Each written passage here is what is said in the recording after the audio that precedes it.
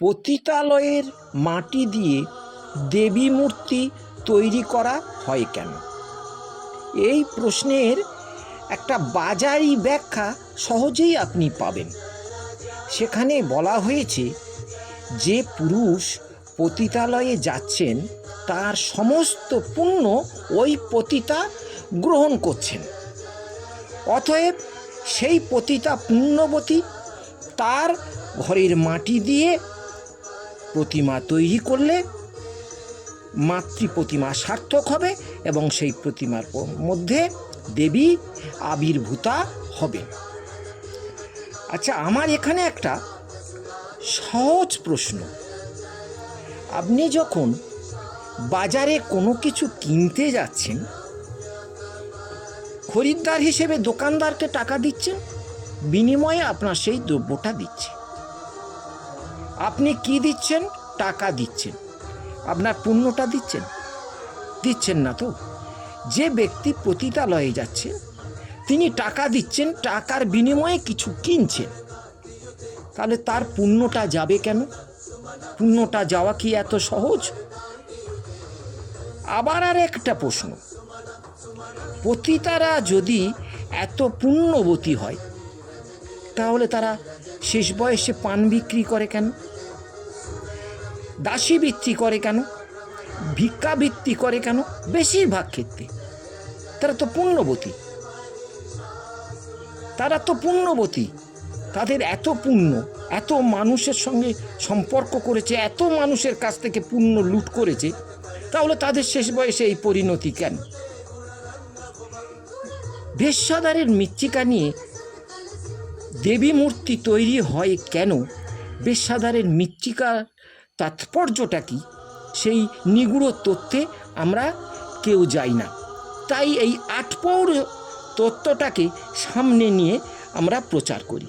আজ এই ভিডিওতে আমি আপনাদের বলার চেষ্টা করব যে বেশ্যাদার মৃত্তিকার আসল গুরুত্বটা কী। রাবণের রাজপ্রাসাদের উপর থেকে উড়ে যাচ্ছিলেন এক অপ্সরা, অর্থাৎ স্বর্গের প্রতিতা। রাবণ তাকে জোর করে নামালেন। অপ্সরা বললেন যে আজ তুমি আমার সম্পর্কে পিতৃস্থানীয়, তোমার ভাইপোর কাছে আমি যাচ্ছি, আমি আজ তোমার কাছে থাকতে পারবো না, আমাকে ছেড়ে দাও, তুমি আমার পিতৃস্থানীয়। রাবণ কোনো কথা শুনলেন না। সেই অপ্সরাকে নামিয়ে ঘরের মধ্যে বন্দি করলেন। অপ্সরা অভিশাপ দিয়েছিলেন, তোমার ধ্বংস অনিবার্য, তোমার ধ্বংস একটা নারীর কারণে হবে। কারণ আমরা স্বর্গের পতিতারা একটা দিনে সূর্য উদয় থেকে সূর্য উদয়ের ঠিক মুহূর্তের আগে পর্যন্ত একজন পুরুষকে স্বামী বলে মানি, দ্বিতীয় কোনো পুরুষকে আমরা গ্রহণ করি না। এটাই আমাদের নীতি,